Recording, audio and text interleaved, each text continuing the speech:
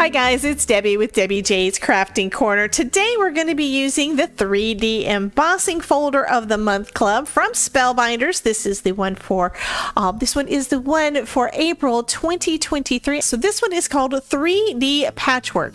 So we've got lots of fun designs inside there. So we've got lots of flowers and it is basically a patchwork. So I think that that is super cool. Since I have the pink out, I might as well do a background with it. I think I'll do a couple of backgrounds and then decide which color I want to go with.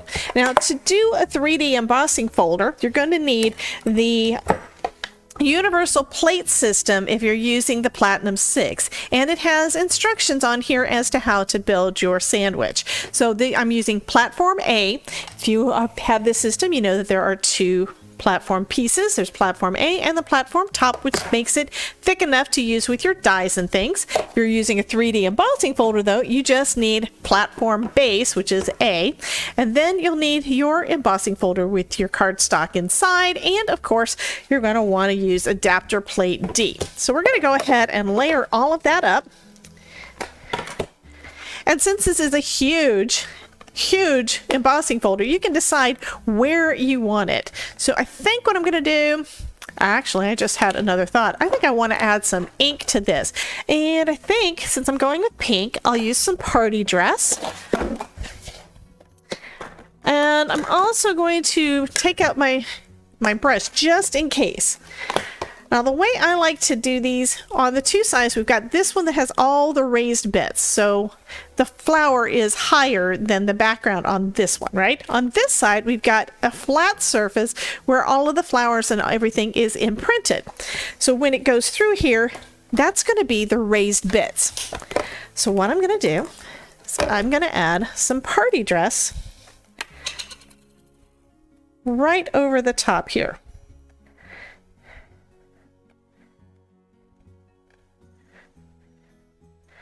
And I'm just swiping it on, and you can see that there are some areas that are have got more ink and less ink and that sort of thing, and that is totally fine. Now I'm going to position my other piece of cardstock on the other side, mostly because I want to have it kind of straight. I can always trim the edges if I want to, and fold it in half, just close that up, and then I can put that inside or onto that platform. Now I'm going to take my adapter plate D, put that on top.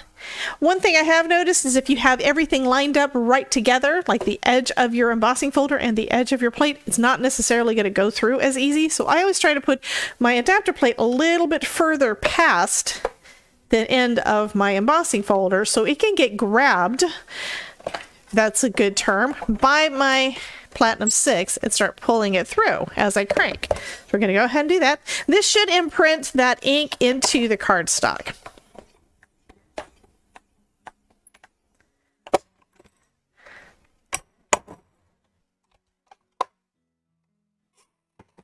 Okay, so let's take a look. Okay, so we do have some lighter, some darker. We can see that nice, pretty light pink. But then, look at all of that. I think that is gorgeous. Okay, I'm going to go ahead and do a second one. Okay, so this time I think what I'm going to do is something I haven't tried before, but I think it's going to work fabulous.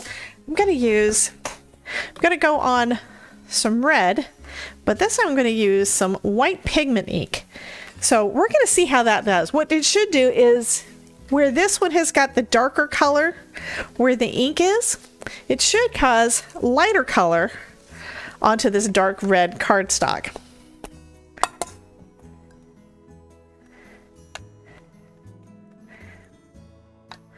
Okay, so we're going to do the same thing that we did on the last one.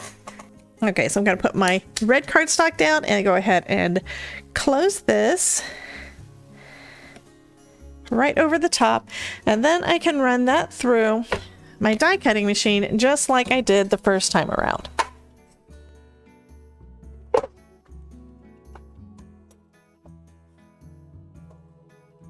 Okay, so let's take a look.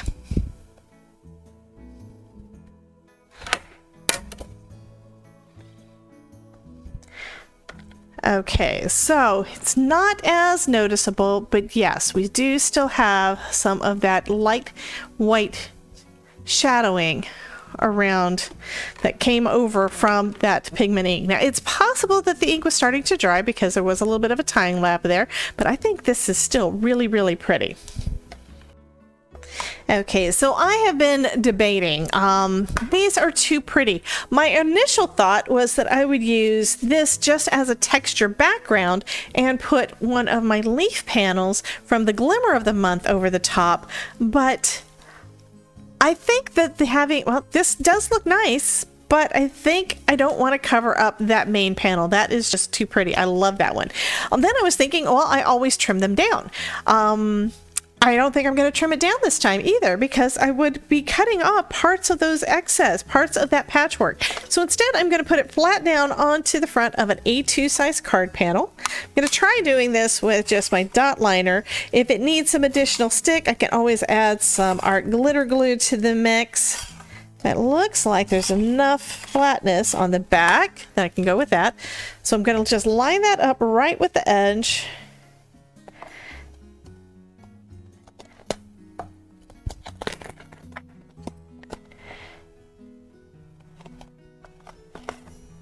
And press it down, and now we've got that is on the front of our card. Looks like there's a little bit of overlap, but I can trim down my card panel. And then I'm going to add a sentiment. And I kind of want to do the same thing for both of my panels because they are both so pretty. This is a sentiment that I've got from my stash. I don't know what the name of it is at the moment, but I'm going to just add that right onto the front. So I'm going to add this to the front, and I think I want to have a little bit of an angle on the side. So I'm going to just for some interest, trim it off at an angle.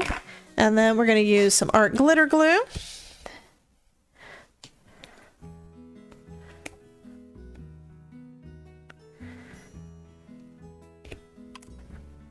Onto the back.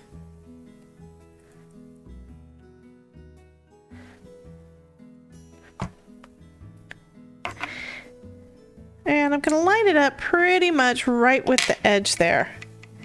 Let's make sure that it's straight. So to finish up the card, I decided to pull out some jewels in my stash. I think these are either from Cat Scrappy or from Not Too Shabby. I'm pretty sure it's Not Too Shabby, but I'm not 100% sure. And it doesn't have a name on where I packaged it. So what I'm going to do is I'm just going to add some of these little gems to my card. And what's fun is there are these little circles, these little dots. I think those would be perfect to add a few little gems to.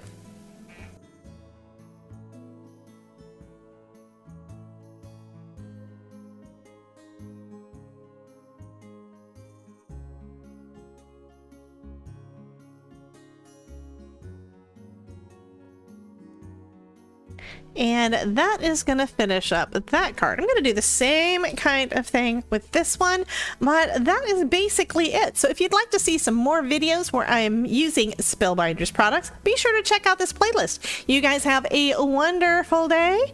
And remember, if I can make it, you can too. Talk to you later. Bye, guys.